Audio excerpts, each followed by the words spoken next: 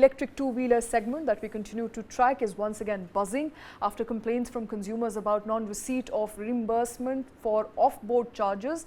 The central government has now asked at least 4 defaulting OEMs like Ola, Ather, TVS Motors and Hero MotoCorp to pay a combined total of 278 crore rupees to around 200,000 customers by the end of November. The move comes on the heels of a discovery which was made by Ministry of Heavy Industries that a mere 10 crore rupees of the total 288 crore owed by OEMs has been disbursed to consumers as of 15th of August. Also, in a final ditch attempt to arrive at a solution to the ongoing contention between the Department of Heavy Industries and the two-wheeler EV makers, the SMEV, which is the Society of Manufacturers of Electric Vehicles, has presented a two-pronged solution as opposed to budging to the notice directing 12 OEMs to either repay the entire subsidy amount back to the government or face penal action.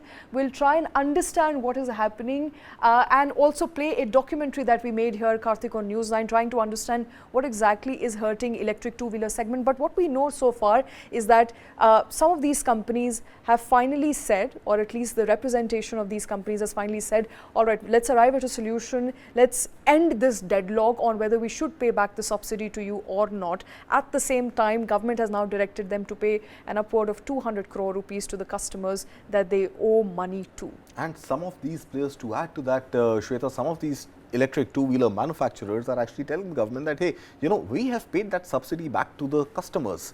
We haven't pocketed it. So it might be a better idea for MHI to go to the customers and ask them to refund. Now, which customer in his right mind is actually going to heed to a notice or a call from the government asking to repay whatever the 60,000 rupees rebate that they got?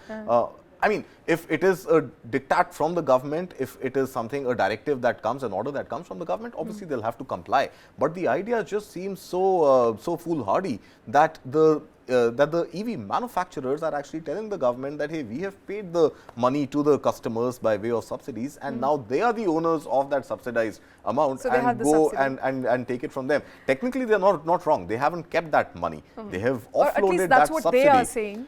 Yeah, I mean, from whatever is out there in the open, at least, that they haven't kept that money. That subsidy has been passed on. And if that subsidy has been passed on, why should the two-wheeler industry pay that wrongfully credited subsidy back to the government? But as far as charger is concerned, government is now asking OEMs, because they haven't dispersed the money back to the customers. They were not supposed to charge for the two-wheeler electric charger, which they did. Government is now saying pay at least 278 crores back to the customers that you have wrongfully got from them. Of course. So I think chargers and software also, I think some update to the software. This the government had said early on that this is part of the core product. You can't charge customers separately for this, because I mean, EV makers and in general entrepreneurs are also smart. They want to charge whatever extra they can from the customer. So while the scooter was subsidized and that subsidy was passed on, they kept the price of the scooter under 1,50,000, but sold the charger separately so that at least they get the full amount of the charger.